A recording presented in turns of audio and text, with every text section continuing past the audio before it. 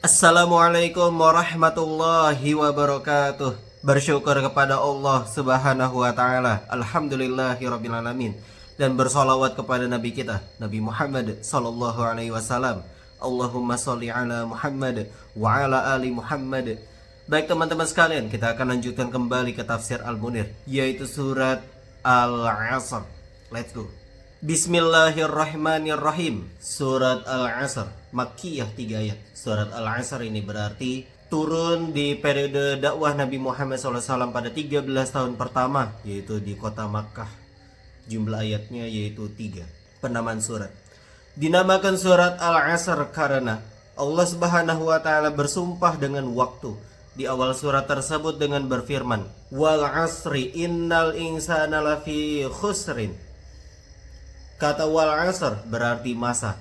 Masa dibuat, masa itu waktu maksudnya ya. Dibuat bersumpah karena mempunyai berbagai macam keajaiban berupa keadaan senang dan susah, sehat dan sakit, kaya dan miskin, serta mulia dan hina. Masa tersebut terbagi menjadi tahun, bulan, hari, jam, menit, dan detik. Kita langsung lompat ke kandungan surat. Surat Makkiyah yang singkat ini menjelaskan prinsip-prinsip agung agama Islam dan pedoman kehidupan manusia.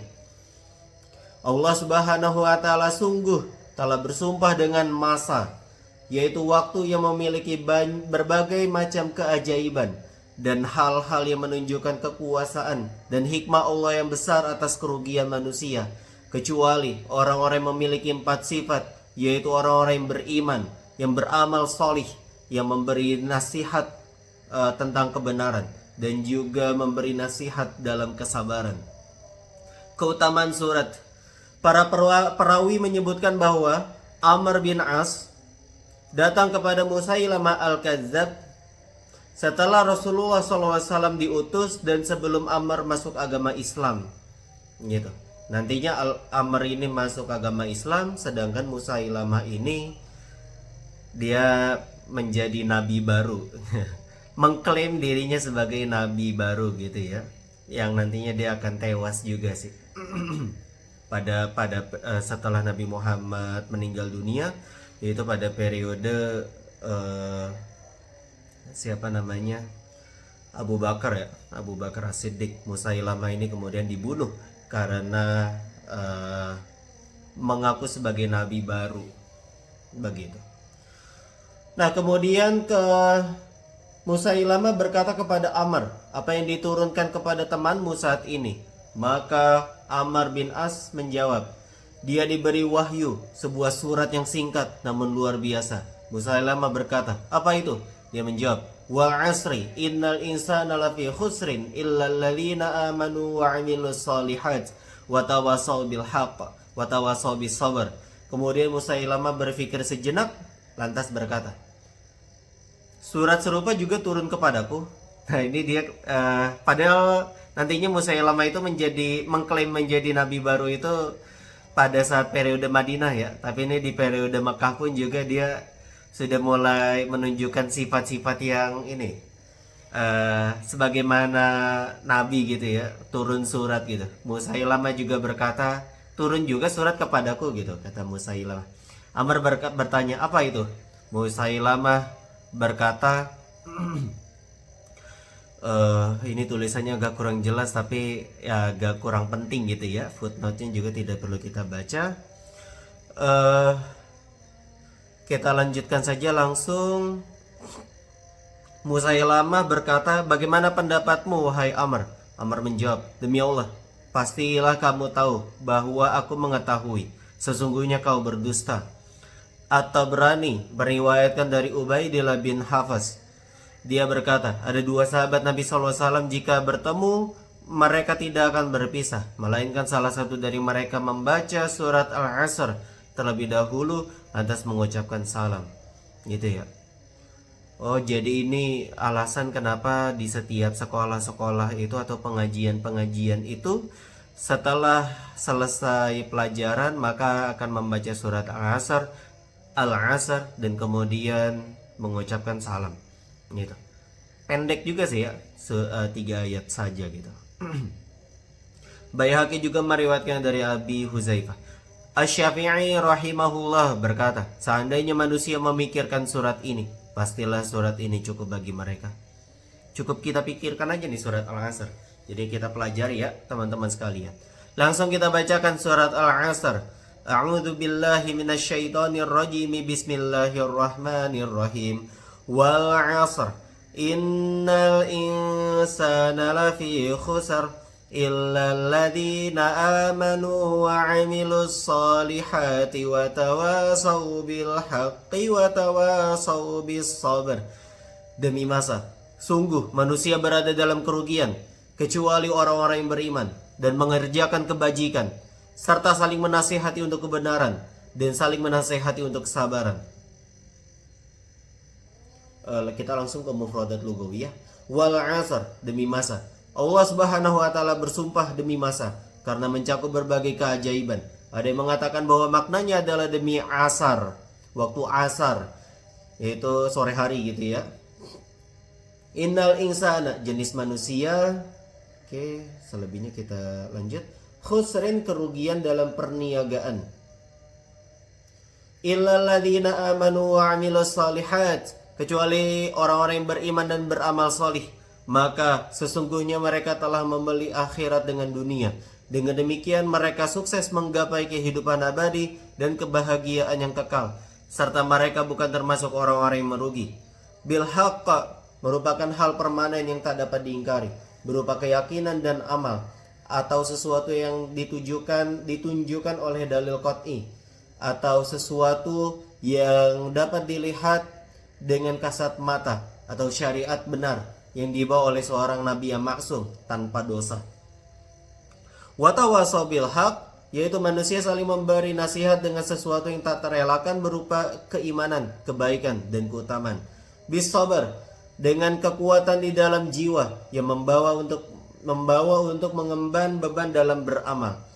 Oleh karena itu, wa tawasaw bis sabar, manusia saling memberi nasihat dengan kesabaran. Allah Subhanahu wa taala mencukupkan dengan menjelaskan sebab untung tanpa menyebutkan sebab kerugian. Karena menggapai keuntungan itulah maksud dari surat ini, selainnya akan menyebabkan kerugian dan kekurangan. Gitu. Nah, rugi bagi orang-orang yang kemudian beriman, beramal soleh tapi tidak saling menasehati gitu ya. Gitu, cuma dirinya sendiri saja gitu. Nah, itulah kenapa agama Islam ini agama yang sangat sosial banget gitu ya. Nah, itu peduli terhadap kondisi keimanan orang lain juga gitu. Nah, oleh karena itu jangan hanya soleh sendirian gitu ya, soleh beramai-ramai. Kita lanjutkan kembali tafsir dan penjelasan. Demi masa, sungguh manusia berada dalam kerugian. Bersumpah dengan masa atau waktu yang senantiasa dilalui oleh manusia. Di dalam waktu terdapat berbagai pelajaran, pergantian siang dan malam, gelap dan terang silih berganti, perubahan kejadian, kondisi dan kemaslahatan. Semua itu menunjukkan eksistensi Sang Pencipta Allah Azza wa Jalla, serta keesaan dan kesempurnaan kekuasaannya. Allah Subhanahu wa taala bersumpah dengan hal itu bahwa seluruh manusia berada dalam kerugian, kehancuran, kekurangan, kesesatan dari kebenaran dalam berusaha dan beramal selama di dunia, kecuali orang-orang yang dikecualikan oleh Allah Subhanahu wa taala. Sumpah Allah dengan waktu ini merupakan dalil kemuliaan dan pentingnya waktu. Oleh karena itu, Rasulullah SAW pernah bersabda sebagaimana yang diriwayatkan oleh Muslim dari Abu Hurairah radhiyallahu anhu, la tasubbu dahra fa innallaha huwad dahra. Janganlah kalian cela waktu, karena Allah adalah waktu. Sebagaimana dijelaskan oleh Ar-Razi, ayat tersebut merupakan peringatan bahwasanya asli karakter manusia itu berada dalam kerugian. Ada yang mengatakan bahwa maksud dari al-asr dalam ayat tersebut adalah sholat asar atau waktu asar gitu ya. Demi mengagungkan dan karena kemuliaan dan keutamaan waktu asar tersebut. Oleh karena itu, as-salat al-wusta ditafsirkan, yaitu ditafsiri dengan ayat tersebut, yaitu waktu asar oleh kebanyakan para ulama. Dalam ayat tersebut juga terdapat isyarat bahwa sisa umur dunia adalah antara asar sampai maghrib, bentaran aja gitu ya. Oleh karena itu, Manusia hendaknya sibuk dengan perdagangan yang tak akan rugi, yaitu perdagangan dengan Allah Subhanahu wa taala saja. Sesungguhnya waktu itu sangat sempit, tidak mungkin menemui waktu yang telah dilewat. Maksud dari manusia adalah jenisnya. Oke, ini bisa kita skip. Kemudian dikecualikan dari jenis manusia yang merugi itu sebagaimana berikut, yaitu kecuali orang-orang yang beriman, mengerjakan kebajikan, serta saling menasihati untuk kebenaran, saling menasihati untuk kesabaran. Al-Asr 3. Sesungguhnya seluruh manusia itu pastilah berada dalam kerugian, kekurangan dan kehancuran, kecuali orang-orang yang mengumpulkan antara iman kepada Allah dan beramal solih. Sesungguhnya mereka itu dalam keuntungan, bukan dalam kerugian. Mereka telah beramal untuk akhirat, dan amalan dunia tidak memalingkan mereka dari amalan akhirat. Mereka beriman dengan hati dan beramal dengan anggota tubuh mereka. Terkecuali juga orang-orang yang saling menasihati dalam perkara tetap yang tidak dapat diingkari lagi, yaitu beriman dan menauhidkan Allah Subhanahu wa taala. Nah, pengajian ini penting banget gitu ya. Nah, itu karena saling mengingatkan gitu ya. Terutama untuk diri saya pribadi juga, serta menunaikan syariat, menjauhi larangannya. Kebenaran adalah lawan dari kebatilan, mencakup segala bentuk kebaikan dan sesuatu yang harus dikerjakan atau dengan menunaikan ketaatan dan meninggalkan hal-hal yang diharamkan. Zamakhsyari berkata, itu adalah seluruh kebaikan berupa menauhidkan Allah, menaati, menjalankan kandungan kitab-kitab dan risalah para rasulnya, zuhud di dunia dan mencintai akhirat. Terkecuali juga orang-orang yang saling menasihati dengan kesabaran untuk menjalankan kewajiban yang dibebankan oleh Allah Subhanahu wa taala. Nah, sabar itu jadi bukan hanya tentang sabar hadapi ujian, sabar gitu ya. Nah, tapi kesabaran juga adalah sabar dalam menjalankan kewajiban kepada Allah Subhanahu wa taala. Sabar untuk tidak bermaksiat. Sabar juga terhadap segala takdir dan tentunya ujian cobaannya. Kesabaran mencakup menunaikan ibadah, menjauhi kemungkaran, mengemban berbagai kesulitan dan takdir, rintangan bagi orang-orang yang melakukan amar ma'ruf nahi mungkar. Oke. Nah, pelajaran yang bisa kita ambil dalam kehidupan kita. 1. Meskipun manusia untung banyak harta, sesungguhnya dia berada dalam kerugian jika tidak beramal baik untuk akhirat. 2. Allah Subhanahu wa taala bersumpah atas hukum ini dengan seluruh masa atau waktu, karena dalam waktu tersebut terdapat peringatan perubahan kondisi dan bukti keberadaan pencipta, keesaan dan kesempurnaan kekuasaannya.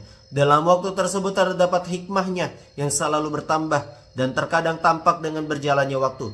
Kata asar ketika digunakan untuk bersumpah, batasannya mengalami perbedaan di kalangan para fuqaha. Malik berkata, barang siapa bersumpah untuk tidak berbicara kepada seseorang selama 1 asar, dianggap 1 tahun. Karena setahun itu adalah batasan waktu paling banyak. Hal itu aslinya untuk membesarkan makna sumpah, gitu. Bahwa waktu asar itu, ya waktu yang luar biasa gitu ya. Oke. Syafi'i berkata, kata tersebut asar dimaknai 1 jam, kecuali jika ada niat tersendiri, atau ditafsiri dengan tenggak waktu yang sesuai. Kata tersebut dia diambil pengertiannya yang paling sedikit. Oke, 3. Allah Subhanahu wa taala telah menghukumi dengan ancaman keras karena dia telah menghukumi sebuah kerugian terhadap seluruh manusia kecuali orang yang menunaikan 4 perkara, yaitu iman, amal solih, saling memberi nasihat kebenaran, dan juga memberi nasihat kesabaran. Hal itu menunjukkan bahwa keberhasilan tergantung pada perkara-perkara ini. Unsur iman itu ada 6. Iman kepada Allah, malaikat, kitab-kitab, para rasul, hari akhir, dan kemudian takdir baik dan buruk. Sementara itu amal solih adalah menunaikan kewajiban, menjauhi kemaksiatan, dan mengerjakan kebaikan. Saling memberi nasihat kebenaran adalah saling memberi nasihat sesuatu yang tetap, saling menganjurkan untuk mentauhidkan Allah, mengamalkan Al-Quran, mengajak kepada agama dan nasihat, amar ma'ruf nahi mungkar, serta mencintai orang lain seperti mencintai diri sendiri. Umar radhiyallahu anhu berkata, semoga Allah memberi rahmat kepada orang yang menunjukkan aib-aibku kepadaku. Gitu ya. Ini luar biasa gitu ya. Biasanya kita itu kalau dinasihati itu ya enggak semuanya ya. Mungkin saya juga terutama saya ketika dinasihati itu tersinggung gitu, dongkol gitu ya. Nah, tapi di sini Umar radhiyallahu anhu memberikan contoh gitu ya, bahwa silakan tunjukkan aib-aibku kepadaku gitu ya. Yang penting jangan disebarluasin aja sih, gitu. Sampaikan secara personally gitu ya kalau memungkinkan. Saling menasihati dengan kesabaran adalah saling menasihati untuk taat kepada Allah Subhanahu wa taala, sabar untuk tidak bermaksiat, ridho dengan ketentuan dan takdir Allah dalam berbagai musibah atau cobaan. 4. Ar-Razi rahimahullah berkata, ayat ini menunjukkan bahwa kebenaran itu berat.